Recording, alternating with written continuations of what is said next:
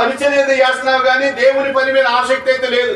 నీ మనసు ఎక్కడ ఉందంటే పాత జీవితం మీద ఉంది, పాత కోరికల మీద ఉంది, పాత ఆలోచనల మీద ఉంది. అయితే దుష్టుడు ఏం చేశాడంటే నీలో నుండి బయటికి వెళ్ళిన తర్వాత మన పాత ఇల్లు ఎలా ఉందో చూద్దాం. సహజంగా రక్షణ పొందినా కానీ మనం దారి మీద వెళుతున్నప్పుడు మన పాత జ్ఞాపకాలు గుర్తొస్తాయి. వస్తాయండి. దేవునికి మహిమ కలుగును గాక. ఆ బండ దగ్గర కూర్చుంది, ఆ చెట్టు కింద కూర్చుంది. ఆ జ్ఞాపకాల్లోనికి వెళ్ళిన తర్వాత ఏం చేస్తామంటే డ్రీమ్స్ లోకి వెళ్ళిపోతాం. ఎప్పుడైతే ఆ డ్రీమ్స్ లోకి వెళ్ళావో ఇదే అవకాశం అనుకున్నాడు వాడు వస్తాడు. అబ్బాయి ఇది ఖాళీగా ఉంది అని చెప్పి అబ్బాయి ఒకప్పుడు అబద్ధం ఆడేవాడు, లేకుంటే ఒకప్పుడు దొంగతనం చేసేవాడు, లేకపోతే ఒకప్పుడు బూతులు ఆడేవాడు.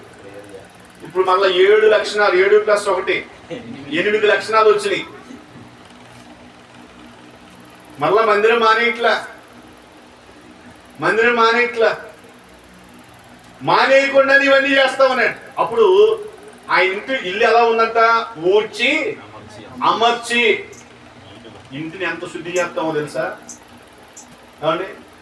ఊడ్చి నీళ్ళే ఊడుతాం, బూజు దులిపి నీళ్ళే బూజు దులుపుతాం, ఉతికిన బట్టలే ఉతుకుతాం, మడత వేసిన బట్టలే మడతేస్తూ ఉంటాం, కడిగిన సామానే కడుగుతూ ఉంటాం. ఇన్ని ఇన్ని ఊడుతున్నావు కదా, మరి ఇది ఎప్పుడైనా కడిగావా? దీన్ని ఎప్పుడైనా కడిగావా? దీనిలో ఎంత ఉందో, దీనిలో ఎంత కరుడు గట్టి ఉందో, దీనిలో ఎంత మలినమైందో, దీనిలో ఎంత బరువుగా ఉందో, దీన్ని ఎప్పుడైనా తీసేసావా? అందుకే నెమ్మది లేదు, సమాధానాలు లేవు, ప్రేమ లేదు, మాదిరి లేదు, సాక్ష్యం లేదు.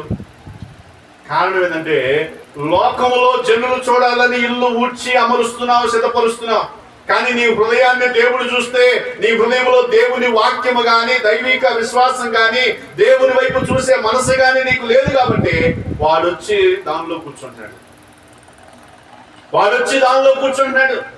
అందుకే నీ పాత రోత బ్రతుకులను విడిచిపెట్టి దేవుని వైపు చూడగలిగే మనస్సు. అందుకే నీటిలో ఏముంది అని దైవజనుడు ఆమె గురించి మాట్లాడుతూ ఉన్నాడు. ఈరోజు మన ఇంటిలో ఏముందయ్యా? మన ఇంటిలో పాపాన్ని ప్రోత్సహించే వారిగా ఉన్నావా? నేను తాగట్లేదండి, మా వాడు తీసుకొని వస్తే గ్లాస్ నీళ్ళు ఇచ్చాను, నేను తాగట్లేదండి. పకోడీ తెస్తే, చికెన్ తెస్తే వాడు నంచుకోవడానికి చికెన్ ఫ్రై చేస్తున్నా. దొంగోడు దొంగతనం చేసి దొరికితే సలహా ఇచ్చేవాడు సంగతి ఏంది? ఏమంటారు? ఏకీభవించినట్టే కదా. నువ్వు స్నాక్స్ ఇచ్చినా నువ్వు తాగుబోద్దనివే. నువ్వు దొంగతనం చేయడానికి దారి చూపించినా, వాడు దొరికినా, నువ్వు దొరకపోయినా లెక్క నీది కూడా ఉంది. వాడు అంటాడు కదా, నా పద్దాహం అన్నీ అంటారు, వాడి కదా దారి చూపించిన వాడి కనుక నీకు పేరు చెబితే ఏమైంది? నువ్వు వ్యభిచారం చేయు, కానీ నీ ఇల్లు వాడికి అర్థం అవుతుంది. అవును, అర్థమైందా? వాళ్ళు వచ్చేసరికి నువ్వు పని ఉందని బయటికి వెళ్తావు, వాళ్ళు పాపం చేస్తారు నీ ఇంట్లో. నువ్వే పాపం చేయట్లా. నీ ఇల్లు ఎలా ఉంది? పాపానికి స్థలంగా ఉందా? పాపానికి యోగ్యత ఇచ్చే స్థలంగా ఉందా? పాపాన్ని ప్రోత్సహించే వ్యక్తిగా ఉన్నావా? బై తాగి నా ఇంటికి తాగొద్దు పో అని అనగలుగుతున్నావా? వానీలే బయటికి వెళ్తే పాడైపోతాడు. ఏడైతే క్వార్టర్, ఆడికెళ్తే ఫుల్ బాటిల్ అయింది. అందుకే ఎడబెట్టా, ఏడు ఫుల్ బాటిల్ కాదు, క్వార్టరే పెట్టావు. రేపు పొద్దున ఫుల్ బాటిల్ కాదు, అసలు షాప్ మీద తీసుకొచ్చి పెడతాడు. అప్పుడు ఏమంటాడు తెలుసా? ఎక్కడ వద్దురా, మన ఇల్లు ఆడుందరండి, మన అడ్డా ఉందరండి అంటాడు. ఏడుందడ్డ? మన ఇల్లు రండి అంటాడు. ఇక ఏడుందా మన ఇల్లు? ఒకసారి అవకాశం ఇచ్చావుగా. కూర్చోగానే గ్లాస్ తీసుకురాగానే కొంచెం నీళ్లు తీసుకొచ్చి, కొంచెం నంచుకోవడానికి పచ్చడిచ్చి, నంచుకోవడానికి పకోడీ వేసి అంటే ఇట్లేదా? అవి ఏమేమి ఇయ్యాలో నాకు తెలుసు, బాగా ఏమేమి వేస్తారో కూడా తెలుసు. ఎందుకంటే మా బాబు దగ్గర చూస్తున్నా. పచ్చడన్నా లేకపోతే మామూలు గిన్నె గిర తిరిగి వస్తుంది, మా అమ్మ రోడ్డు ఎక్కింది.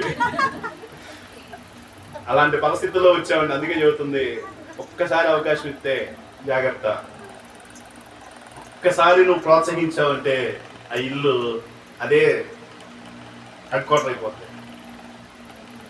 ఎక్కడ కూడా ఆకాను విషయంలో చేసింది అదే. అవకాశం ఇచ్చాడు కానీ మరణాన్ని తెచ్చారు. వారికి కాదు, వారి కుటుంబానికి వచ్చింది. వారి సమస్త దేశంలో ఉన్న ప్రజలకు కూడా నెమ్మది లేదు. ఈరోజు అందుకే ఎలీషా భక్తుడు అంటున్నాడు, నీ ఇంటిలో ఏముంది? ఈరోజు నీ ఇంట్లో ఏముంది? దేవుని గురించిన భయం ఉందా? దేవుని గురించిన ఆసక్తి ఉందా? దేవుని గురించిన స్థితి ఉందా? ఈరోజు మనం అంటాం కదా, అయ్యా యేసయ్య నా ఇంటిలోనికి వచ్చాడు అని చెప్పగలుగుతా? అవును, యేసయ్య మరి మన ఇంట్లోకి వచ్చాడా రాలేదా? వచ్చాడా రాలేదా? ఏమా, ఒక ఇంట్లోకి యేసయ్య వెళ్ళాడండి. ఒక ఇంట్లోకి యేసయ్య వెళ్ళిన తర్వాత ఆయన ఒప్పుకుంటున్నాడు ఒక మాట. చూడండి ఒకసారి లూకాసు వార్త 19వ అధ్యాయం 5వ వచనాన్ని ఒకసారి చూద్దాం. 5వ వచనం.